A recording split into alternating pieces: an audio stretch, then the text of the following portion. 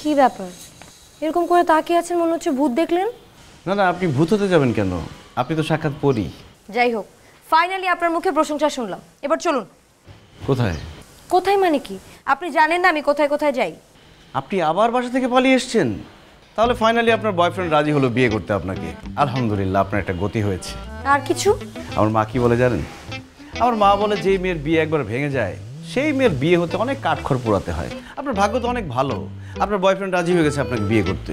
আপনি এত বেশি কথা বলেন কেন বলেন তো? যাতে পেটের ভাতটা হজম হয়। What a bad joke. শুনুন, আমি যেখানে ব্রেক করতে বলবো একমাত্র সেখানেই ব্রেক করবেন, এছাড়া আর অন্য কোথাও ব্রেক করা যাবে না, ঠিক আছে? প্লিজ কোনো ট্রাফিক পুলিশের সামনে আমাকে ব্রেক করতে বলবেন না।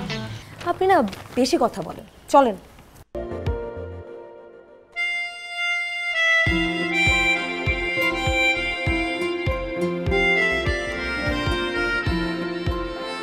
আপনার বাসার ওদিকে আমার একটা কাজিন থাকে, লাস্ট কয়েকদিন থেকে খুব বায়না ধরছিল ওকে রান্না করে খাওয়ানোর জন্য। বায়না ধরছিল? তার মানে তো আপনি ভালোই রাখতে জানেন। ভালো না, তবে সকাল থেকে খুব কষ্ট করে রান্না করেছি, করে যখন নিয়ে গেলাম না, গিয়ে দেখি ও বাসায় নেই। ও সো স্যাড। তারপর কি হলো? যেহেতু আপনার বাসার পাশেই ছিলাম, আপনার কথা খুব মনে পড়ছিল, ভাবলাম আপনাকে একটু খেতে দিব কি না, কিন্তু কিন্তু কি? মানে আপনি তো বলেছিলেন আপনি আপনার মায়ের হাতে রান্না ছাড়া খান না।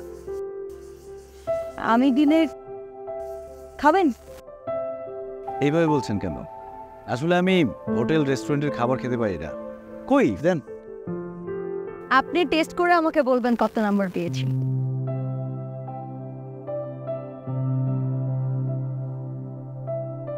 নে। হালিম?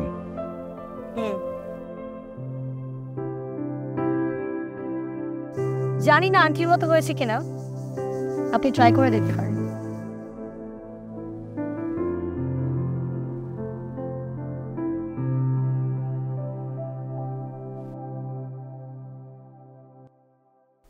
কারো বাবা মাই কিন্তু সারা জীবন পৃথিবীতে বেঁচে থাকে না।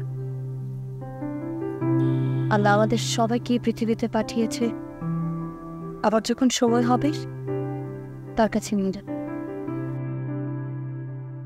আপনি যদি আপনার মায়ের মৃত্যু এখন পর্যন্ত অ্যাকসেপ্ট করতে না পারেন, তাহলে ওনার জন্য দোয়া করবেন কিভাবে?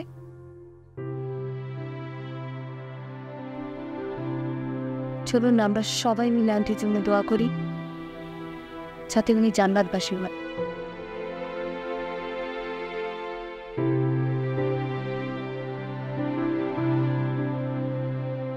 চলুন, আপনাকে একটা জায়গায় নিয়ে যাব। কোথায় যাব? চলুন না। আরে কোথায় যাব? আরে চলুন না।